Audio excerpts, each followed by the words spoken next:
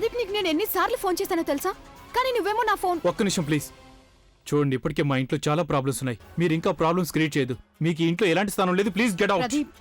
ప్రదీప్, నువ్వు మీ ఫ్యామిలీ వాళ్ళందరికీ చెప్పే నీ మనసులో నాకు ఎంత చోటుందో అని. నువ్వు చెప్పు, మనిద్దరం ఒకరినొకరు ఇష్టపడుతున్నామని. అరే, ప్రేమించుకున్నాం మేమిద్దరం. మేం తప్పేం చేయలేదు. ప్రదీప్, నువ్వు ఎందుకు మాట్లాడటం లేదు? జరిగిన నిజాన్ని నువ్వు అందరికీ చెప్పే ప్రదీప్. నువ్వు భయపడాల్సిన అవసరం ఏమీ లేదు. You can handle this. Pradeep, నువ్వెందుకు ఏమీ మాట్లాడటం లేదు? ఎందుకు ఇలా మౌనంగా ఉన్నావు? నువ్వు మాట్లాడు ప్రదీప్. వాడు చెప్పడానికి ఉంది, నాతో మాట్లాడు. ఎందుకు వాడు వెంట పడుతున్నావు? వాడేమైనా చెప్పాడు నీకు? ఏమైనా చెప్పాడా? ఇక నువ్వే అర్థం చేసుకో. నీతో వాడిక మాట్లాడు. వెళ్ళు వెళ్ళు వెళ్ళి ఇక్కడి నుంచి. ప్రదీప్, ఇప్పటికి కూడా నువ్వు ఏం మాట్లాడవా?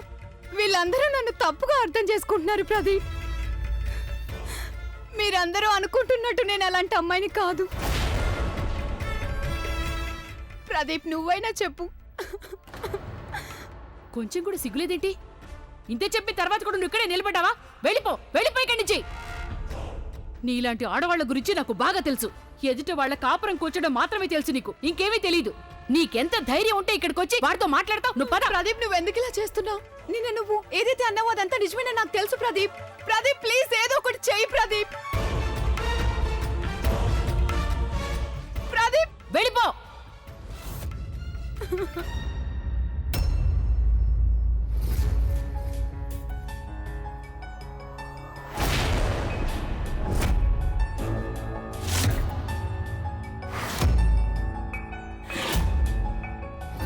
బాగుందమ్మగారు, ఈ రోజు మళ్ళీ ఒక ఆడపిల్లని మెడ పెట్టుకుని ఈ ఇంట్లో నుంచి బయటికి గంటేస్తున్నారు.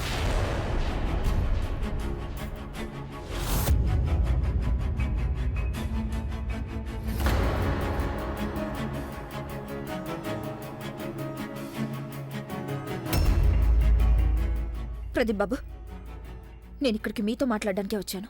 ఇప్పుడు జరిగిన దాని గురించి నువ్వేం చెప్పాలనుకుంటున్నావో నేను తెలుసుకోవాలనుకుంటున్నాను. నువ్వెంత సీరియస్గా ఉన్నావని. నిజంగానే నువ్వు కరుణని ఇష్టపడుతున్నావా? ఒకవేళ కరుణ ఏమైనా అపోహలు బతుకుతుందా అని చెప్పు ప్రదీప్ బాబు. నువ్వు జవాబు చెప్పాల్సిందే, కరుణకి ఇంకా సుప్రయోజనకు కూడా.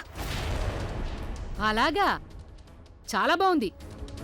నా ఇంటికి వచ్చి నువ్వు వాడిని జవాబు చెప్పని అడుగుతున్నావా? వాడేమైనా మాట్లాడుతున్నాడా? మౌనంగా ఉన్నాడు కదా, అంటే దాని అర్థం ఇదే కదా, ఆ అమ్మాయి అబద్ధం చెప్తుందని ప్రదీప్తో బలవంతంగా చెప్పిస్తావు నువ్వు. నేనేమీ బలవంతంగా చెప్పించడం లేదమ్మగారు. నేను కొంచెం కూడా ప్రెషర్ చేయాలనుకోవడం లేదు ప్రదీప్ బాబుని. నేను ఇక్కడికి కేవలం ఇది చూడ్డానికే వచ్చాను. ఇన్నేళ్లలో ఈ ఇంట్లో కొంచెమైనా మార్పు వచ్చిందా రాలేదా అని. కానీ నాకు ఇది చూసి చాలా బాధగా ఉంది. అసలు ఈ ఇంట్లో ఏది మారలేదు. ఇంతకు ముందు ఎలా ఉండేదో ఇప్పుడు కూడా అలాగే ఉంది. ఒక ఆడదానికి అవమానం. మీ అందరికీ అవకాశం కావాలమ్మగారు. ఒక ఆడదాన్ని వేలెత్తి చూపించడానికి. మీ దృష్టిలో అయితే ఆడవాళ్ళందరూ ఎదుటి వాళ్ల కాపురం నాశనం చేయడానికే పుట్టారు అనా? ఎప్పుడు చూసినా అందరినీ దెప్పి పొడుస్తూ ఉంటారు, అనరాని మాటలు అంటారు, చివరికి మెడ పెట్టుకుని ఇంట్లోంచి బయటకు గంటేస్తూ ఉంటారు. అమ్మా, అలాంటి వాళ్ళది నిజమైన ప్రేమ కాదు, అది వ్యామోహం. ఎగ్జాక్ట్లీ చిన్నత్త, నిజంగా ప్రేమించుకున్న వాళ్ళు అలా చేయరు.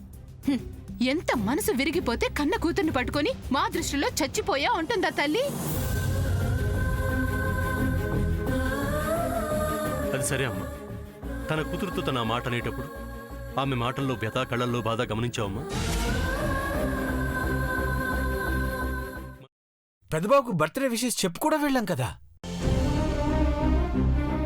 ఊరికే ఎలా కాలిపోతుంది?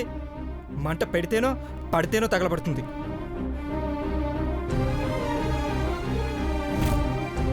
కరెక్ట్ చిన్నబాబు, నీకొచ్చినట్టే నాకు డౌట్ వచ్చింది. పార్వతే షర్టును తగలబెట్టిందనుకుంటా.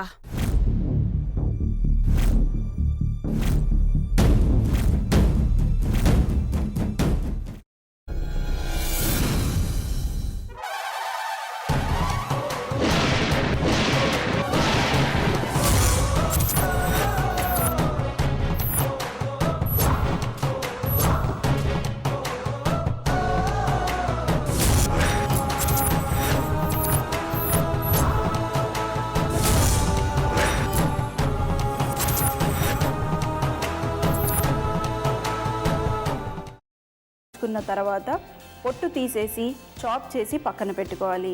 ఒక ప్యాన్లో కొద్దిగా నూనె వేడి చేసి అందులో ఆవాలు, మినప్పప్పు, శనగపప్పు, కరివేపాకు, సన్నగా తరిగి పెట్టుకున్న ఉల్లిపాయలు వేసుకుని 1 నిమిషం పాటు వేయించుకోవాలి. ఆ తర్వాత కాల్చి కట్ చేసి పెట్టుకున్న వంకాయని కూడా అందులో వేసుకుని బాగా మిక్స్ చేసి బౌల్లోకి ట్రాన్స్ఫర్ చేసుకుని అందులో తగినంత చిక్కటి పెరుగు లేదా పల్చటి పెరుగు వేసుకుని మిక్స్ చేసి అన్నంతో కానివ్వండి, చపాతీతో కానివ్వండి సర్వ్ చేసినా చాలా బాగుంటుంది.